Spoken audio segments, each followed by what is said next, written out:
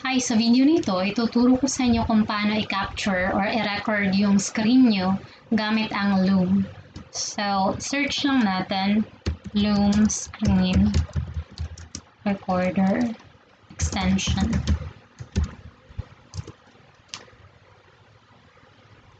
So, ito yun. Click mo lang yan. Tapos, click mo tong Add to Chrome. Add Extension.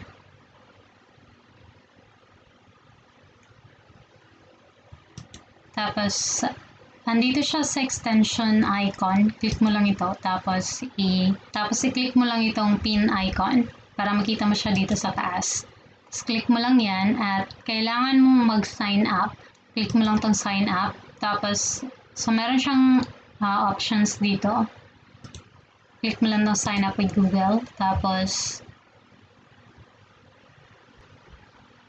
sign in mo lang yung account mo.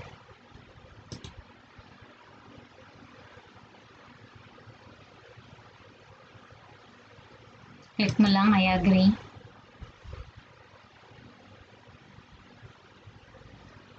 Tapos, ito, para saan yung gagamitan mo ng Loom. Pwede mo itong piliin for personal use. Tapos, pili ka ulit.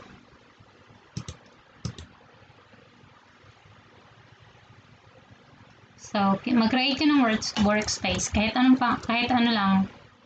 So, for example, gamitin ko yung channel name ko, GenY. So, itong mag-upload ng logo, optional lang din yan. So, continue.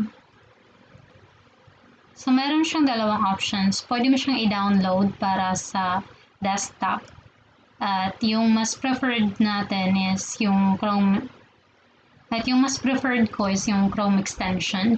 Kasi para hindi na siya dagdag dun sa mga nakastore sa laptop ko. Currently installed na siya, so no need na dyan. So, continue to workspace. Scroll down ka lang, tapos continue to workspace. Tapos ito na yun. So, makalagay dito yung name kung ano yung name na nakalagay sa email address na ginamit mo sa pag-sign up. Ito kasing sa akin, dami email lang itong ginamit ko, kaya ganyan, GenY. Tapos, para makapag-start ka na mag-record ng video, so, pwede kang dito mag-click.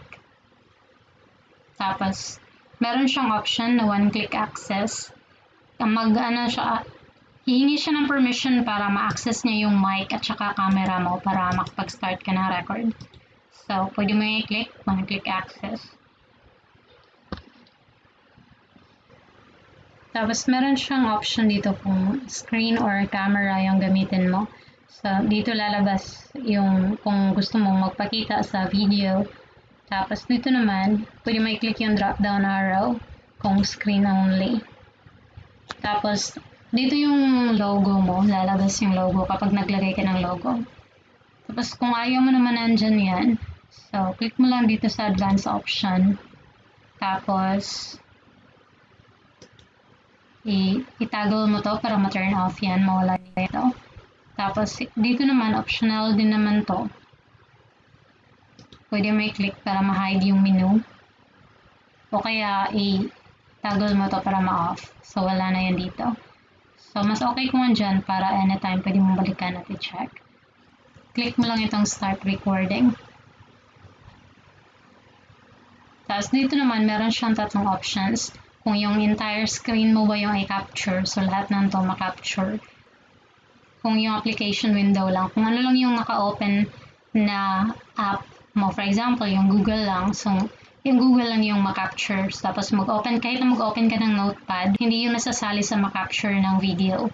Kasi application window lang yung i-capture niya. Kasi ito namang option kung Chrome tab. For example, isang tab lang yung gusto mo i-capture ng Loom video. Tapos, for example, for this tutorial lang, ito yung piliin natin. So, click lang natin yan. Tapos, click share. Tapos, may countdown. Hide mo lang yan. Click mo lang ito para ma-hide yung menu. At saka yung countdown, pwede mo rin din yung i-turn off sa settings. Tapos, for example, tapos ka nang mag-record, pwede mo i-click dito para ma-stop yung recording o kaya dito. Pwede mo siyang i-pause. Yan. Tapos, click mo lang ulit. Tapos pag okay na-cover mo na lahat ng gusto mong isali sa recordings, then click mo lang itong check mark. Tapos ito na yan. So, pwede mo siyang i-play. Hide mo lang yan. Ayan. Tapos, hintayin mo ito. Hindi mo pa siya pwedeng ma-download hanggat naka-grayed out pa. So, ayan. Natapos na. Hindi na siya grayed out. So, pwede mo siya i-download. Tapos, pwede mo siya i-change. For example, ito. Tutorial. Tapos, enter. At ang nakaganda lang kasi sa Loom, kasi ano lang siya, pwede mo siyang i-share directly sa link. I-copy mo yung link. Tapos, for example, yung tutorial na to, i-copy natin. Yung link, tapos i-open natin yung incognito window. Paste natin dyan. At tingnan natin, for example, nag-share tayo ng link. So, ito yung lalabas. So, pag i-play na yan. Ganyan. Ito yung isa sa mga favorite na apps ko or extension pagdating sa screen recording. Kasi maganda din yung quality ng na-capture na records. So, yung gamit ko sa pag-record ng video na to is OBS. Free recording software lang yan. Pwede mo yung i-download. So, yan lang. So, ganyan lang kadali gamitin ang Loom. Thank you so much for watching. Please like and subscribe. Salamat!